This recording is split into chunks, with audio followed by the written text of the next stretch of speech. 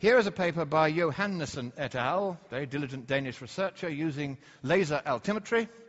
And what he found was that between 1992 and 2003, the average thickness of the vast Greenland ice sheet increased by 2 inches a year, a total of nearly 2 feet over the period. Not exactly what you see reported in the newspapers. I couldn't believe this because I'd seen so much in the newspapers. I thought, well, maybe we got a bit of ice loss in Greenland. So I checked. I'm like that. I got in touch with the Department of Defense. I said, I want your pictures of some dew line stations as they were when they were operating and as they are now. And they sent me this. On the left, as they were operating. On the right, as they are now. Gradually being surrounded by ice and firn and snow as the ice sheet builds up and up and up and gets thicker and thicker and thicker. There is visual Mark I eyeball confirmation of Johannessen's result. And then we have Antarctic sea ice, which has actually been rising gently, the extent, over the last 30 years since satellites were able to monitor it. And you will notice a little peak in 2007. That was the peak, the 30-year peak of our Antarctic sea ice extent. It occurred just 3 weeks after the sea ice minimum extent over those same 30 years in the Arctic. You all saw the reports about the sea ice minimum in the Arctic. How many of you saw that 3 weeks later there was a sea ice maximum in the Antarctic? No, I didn't think so.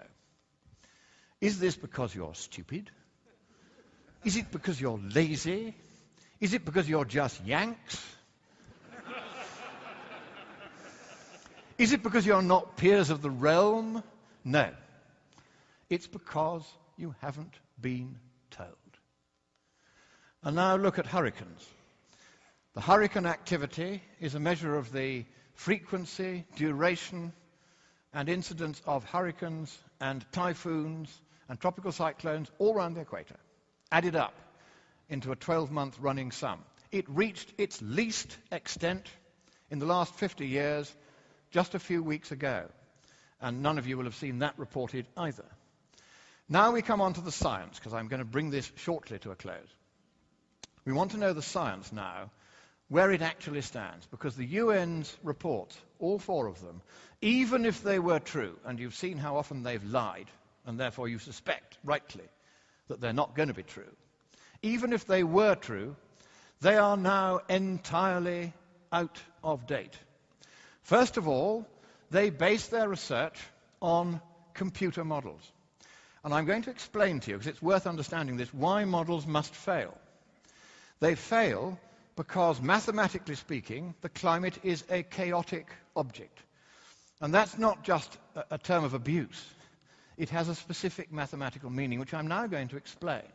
If you don't know the initial values of the parameters that define the climate object, and there are millions of them, to an extremely high precision, then you cannot make very reliable, very long-term predictions of the climate. What does very long-term mean? It means more than a few weeks.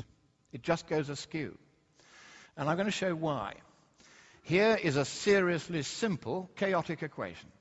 F of z equals z squared, or rather maps to z squared plus c, a complex number. This is an iterative equation. It goes round and round to see whether you get a bailout or you don't. Now that's not that kind of bailout. And mind you, Obama could use this equation. It might help. But what you've got here, I've specified that the values of c to 16 decimal places, both in the real and the imaginary part of the complex number c. And I'm going to plot these bailouts on a picture the same size as that slide. Now you would think, simple equation, maybe we get a simple output like this. But the trouble with chaotic equations is that they don't give you simple outputs, because you get bifurcations, or phase transitions as they used to be called. And so just watch the screen now. This is what that really simple equation produces.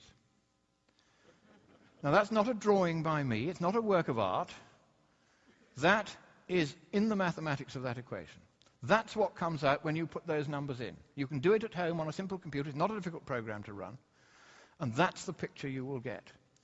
And you can see the sheer complexity. And that's an equation with just one parameter. Now imagine millions of parameters, which is what the climate has. No way a computer model can ever reliably predict the climate. Tsunachi Akasofu, one of your greatest climate scientists, has said that no computer can do what the UN is trying to get it to do. It just can't be done. The same, he also makes another interesting point.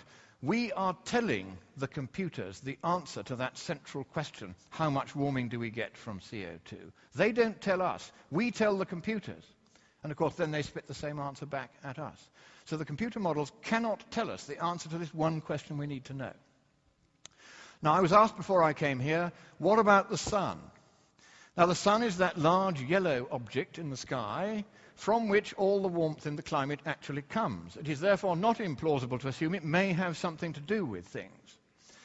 Here is the record, and it's a very remarkable record, of what has happened to solar activity as measured by sunspot activity over the past 300 or 400 years.